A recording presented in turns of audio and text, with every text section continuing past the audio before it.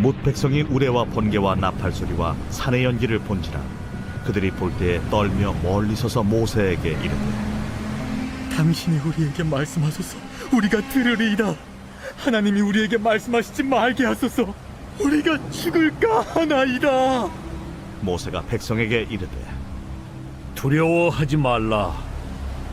하나님이 임하시면 너희를 시험하고 너희로 경외하여 범죄하지 않게 하려 하심이니라. 백성은 멀리 서 있고 모세는 하나님이 계신 흑암으로 가까이 가니라. 여호와께서 모세에게 이르시되 너는 이스라엘 자손에게 이같이 이르라.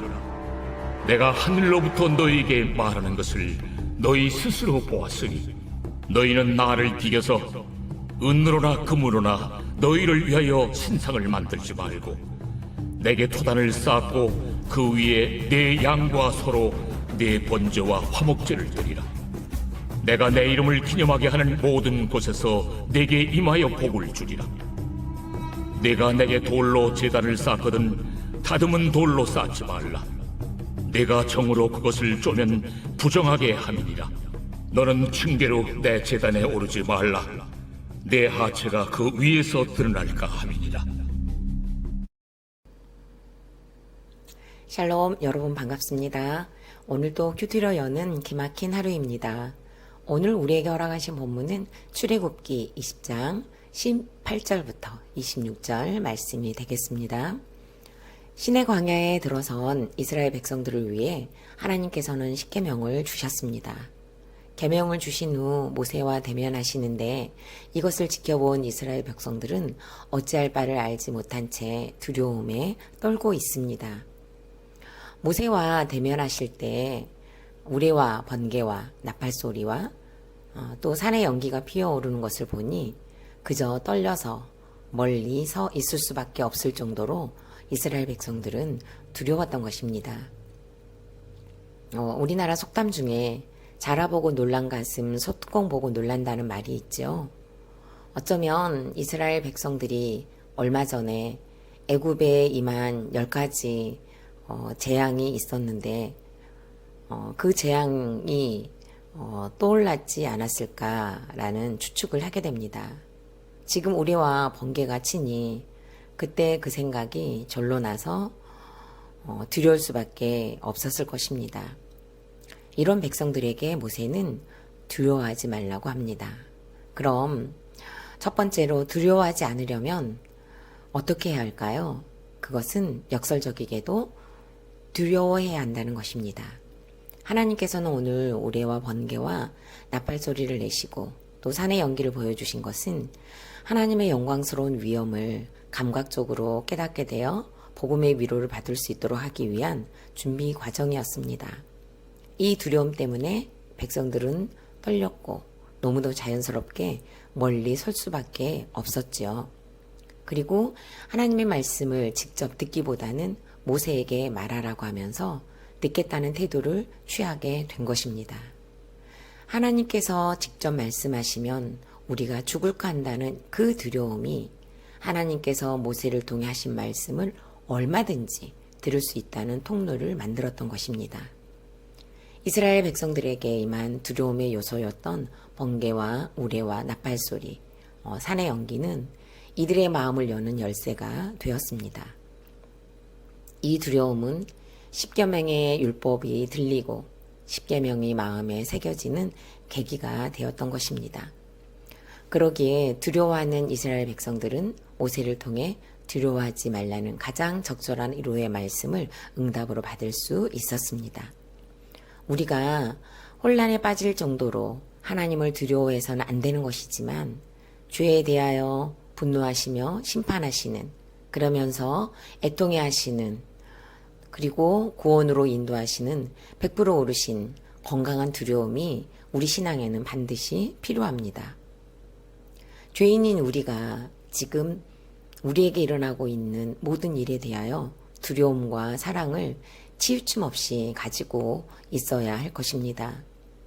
두려움으로 치우치게 되면 예수 그리스도의 십자가 사랑에 결핍이 생기고 십자가의 사랑에만 치우친다면 죄에 대한 회개와 두려움에 결핍이 생겨서 우리를 죄와 싸우는 거룩을 위한 성화의 자리로 가지 못하게 하는 올무가 될 것입니다.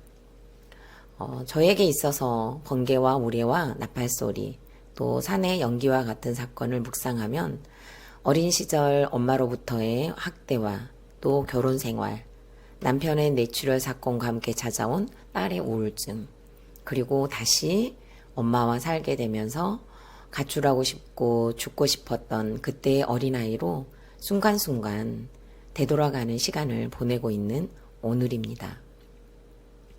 이 모든 사건은 저에게 두려움이었습니다. 하지만 이 두려움 때문에 저는 말씀이 들렸었고 지금 말씀이 들리는 통로가 되고 있습니다. 이 사건들이 저에게 임하지 않았더라면 저는 결코 말씀을 온전히 듣지 못했을 것입니다. 하지만 이 두려운 사건들이 쌓이고 날마다 새롭게 펼쳐지는 산의 연기 같은 엄마와의 일상들은 큐티를 보지 않으면, 큐티를 하지 않으면 하루를 살아낼 힘이 전혀 없는 바로 그 초등학생과 같은 저입니다. 출애굽기를 묵상하면서 이스라엘 백성들을 애굽에서 인도해 내시는 장면들은 저에게 두려워하지 말라고 하시는 것 같습니다. 여전히 상처의 올무에 묶여서 옥신각신하는 저를 향해 애굽 같은 상처와 피해 의식에서 불러내신다고 말씀하시는 것 같아 날마다 위로를 얻고 있습니다. 질문해 보겠습니다. 여러분에게 우레와 번개와 나팔소리와 산의 연기와 같은 사건은 무엇이었습니까? 이 사건을 통해 만난 하나님은 어떤 하나님이었습니까? 여러분의 가장 큰 두려움은 무엇입니까? 두 번째로, 두려워하지 않으려면 우상을 만들지 말아야 합니다. 자, 이제 하나님께서는 모세에게 은으로나 금으로나 나를 비겨서 만들지 말라고 하십니다. 아무리 좋은 은이나 금이라 할지라도 하나님을 표현하는 물체를 만들지 말라는 것입니다. 이것은 하나님을 위한 것이 아니라 너희를 위하는 신상이라고 하십니다. 십계명 중에서 제1, 제2계명을 구체적으로 반복하고 있는 말씀입니다. 이렇게 다시 반복하여 말씀하신 이유는 광야 생활로 접어든 이스라엘 백성들 앞에 만연해 있는 우상 숭배가 가장 범하기 쉬운 계명들이었기 때문입니다. 사람들이 신상을 만드는 이유는 모두 자신을 위해서입니다.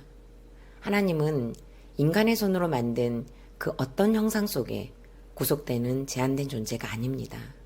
만들어진 신이 아니라 스스로 계신 분이시고 우주 만물 중에 편만하신 분이시며 하늘로부터 우리에게 말씀하시는 유일한 분이시기 때문입니다. 우리는 하나님의 말씀을 통해 그분과 교제하며 또 그 말씀에 순종해야 할 책임이 있습니다. 우리 인간은 하늘로부터 말씀하시는 66권의 말씀을 주셔서 스스로 보면서도 하나님으로 만족하지 않고 자기 유익을 위해 자꾸 손으로 비겨서 만들려고 합니다. 자녀를 비기고 배우자를 비기고 부모를 비기고 성공과 야망을 비기고 돈을 비기고 명예를 비기고 자기 만족을 위해 비기면서 신상을 만들어 연출해 내려고 합니다. 본문에서 나를 비겨서라는 뜻은 나와 더불어 나와 나란히라는 뜻과 같습니다. 우상을 새겨서 하나님과 동일시하는 것을 말하고 형상으로 만들진 않더라도 우리 마음에 비겨지고 만들어진 하나님과 대등한 위치에 나란히 놓인 그 모든 것을 가리킵니다. 우리가 악한 것이 자기가 원하는 신상이 만들어지지 않으면 내가 너를 어떻게 키웠는데, 내가 당신한테 어떻게 했는데, 내가 여기서 무엇을 했는데, 라떼는 말이야 하면서 생색과 열등감이 폭발하여 신상으로만 여겼던 대상을 분노와 혈기와 무시로 부수는 것에 고민하지 않는 것을 봅니다. 질문해 보겠습니다. 여러분에게 있어서 우상은 무엇입니까? 가장 마음이 쓰이고 시간이 들어가고 돈이 들어가면서 비겨지고 있는 것은 무엇입니까? 세 번째로는 두려워하지 않으려면 화목제를 드려야 합니다. 하나님께서는 이스라엘 백성들에게 양과 염소로 번제와 화목제를 드리라고 합니다. 번제는 제사를 불에 태워 그 향기로 하나님을 기쁘시게 하는 제사이고, 화목제는 하나님과 인간 사이의 다툼과 분쟁이 그치고 화평과 친교, 연합이 이루어졌음을 감사하는 제사입니다. 우리가 감히 하나님과 분쟁하고 다툴 대상이 아니지만 죄로 인한 막힌 담과 허물을 다툼과 분쟁으로 봐주시면서 우리의 예배를 받아주시는 감사의 제사를 말합니다. 그런데 특이한 점은 흙으로 낸 토단을 쌓고 번제와 화목제로 드리라고 합니다. 또한 만약에 돌로 제단을 쌓을 경우라면 다듬은 돌을 사용하지 말라고 하시네요. 그리고 마지막으로는 층계로 제단에 오르지 말라고 합니다. 그냥 흙으로 제단을 쌓으라는 이유는 하나님은 정교한 제단을 원하시지 않는다는 것입니다. 잘못하면 이 정교함이 우상이 될 우려가 있기 때문입니다. 뿐만 아니라 다듬은 돌을 사용하지 말라는 것도 이와 마찬가지입니다. 하나님께 정성을 드린다는 명분으로 인위적인 도구와 방법으로 힘이 들어가는 순간 하나님의 거룩성을 훼손시키는 것이기 때문입니다. 광야에 처음 발을 내딛는 이스라엘의 수준을 너무 잘 아시는 하나님은 그 어떤 정교함보다 하나님께서 허락하신 자연의 것 그대로 흙을 사용하라고 하셨고, 돌을 사용할 경우에는 삐죽하고 볼품이 없다 하더라도 그 자체로 사용하라고 하셨습니다. 이렇게 드리는 번제와 화목제에 하나님은 복을 주시겠다고 하십니다.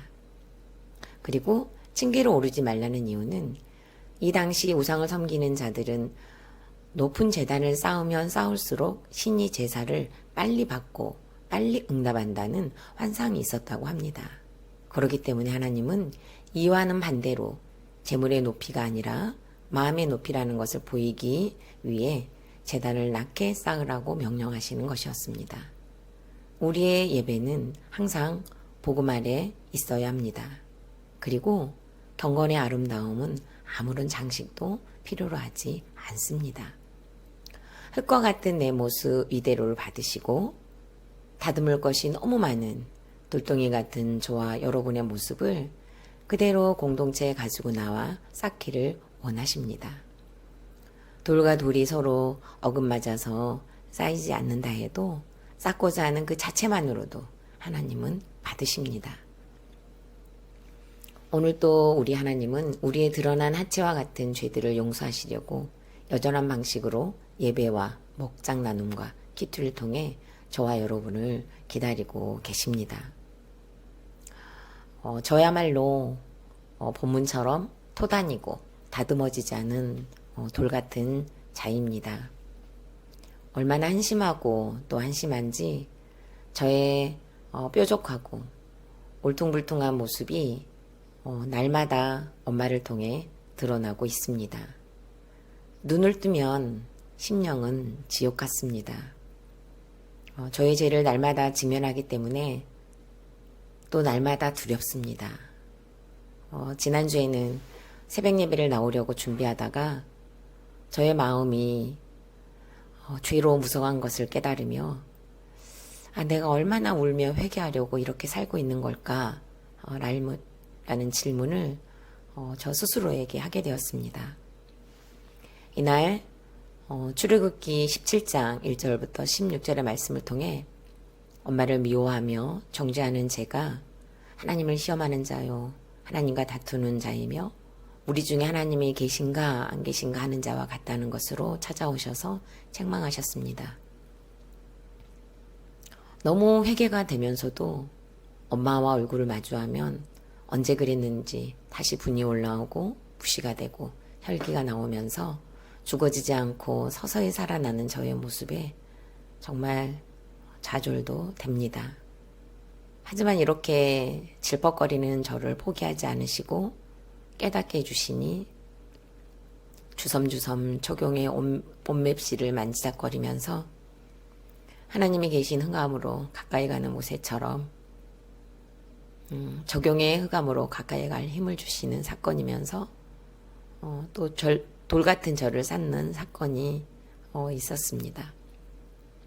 여러분들이 들으면 정말 볼품없는 사건이긴 하지만요. 며칠 전에 남편이 저에게 장모님께서 인정받는 것에 너무 목말라하고 계시니 딸인 당신이 칭찬을 해주라고 했습니다.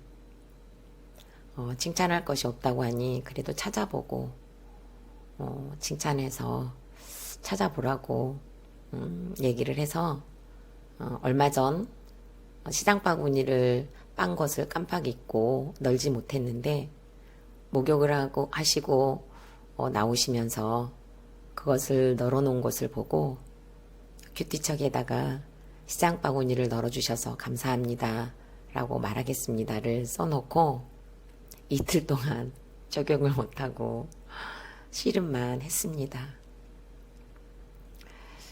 주일 아침에 그것을 가지고 나오면서 집에서 이것이 사라지면 적용도 사라지겠다 싶은 생각이 들면서 오늘 하지 않으면 못할 수도 있겠다는 급한 마음이 들게 하셨습니다. 용기를 내서 되돌아서서 엄마 시장 바구니를 널어주셔서 감사했습니다 라고 했더니 너무 좋아하시면서 내가 빨았다. 응, 그거 내가 빠른 것이다. 내가 빨았어 라고 하시는데 적용을 괜히 했다며 후회감이 확 몰려왔습니다. 하지만 현관문을 닫고 나오는데 뿌듯함이 후회하는 마음을 누르는 것을 알 수 있었습니다. 저에게는 너무 어렵고 힘들고 터분같이 보잘것없는 적용이었는데 급한 마음을 주시고 오늘 하지 못하면 기회가 없을 것이라는 마음도 주셔서 등 떠밀리듯이 하게 된 적용이었지만 그 적용을 받아주셨다는 기쁨과 확신을 주셨습니다. 질문해 보겠습니다. 여러분의 죄를 꾸미거나 미화시켜서 고백한 적은 없으십니까? 여러분의 죄를 고백하고 난 후 수치스럽거나 후회한 경험이 있으십니까? 드러난 죄만큼 용서가 임하는 은혜를 누리고 계십니까? 마지막으로 8월 23일 보석상자입니다.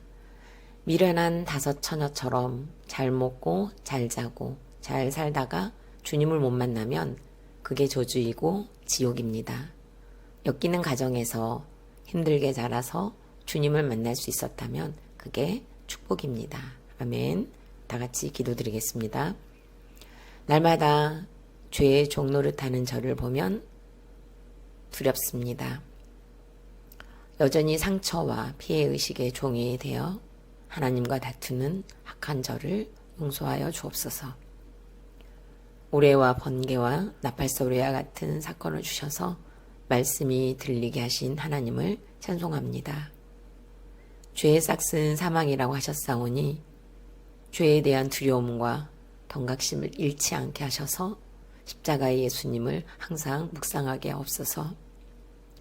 어떤 형태로든지 비기려고 하는 우리의 악함을 불쌍히 여기셔서 우상을 무너뜨리시며 허무시는 사건들을 감사함으로 묵상하게 하시고 죄와 허물로 가득한 흙과 돌 같은 저희들을 받으시는 십자가 앞으로 오늘도 담대히 나아가게 하여 주옵소서. 예수 그리스도 이름으로 기도드립니다. 아멘.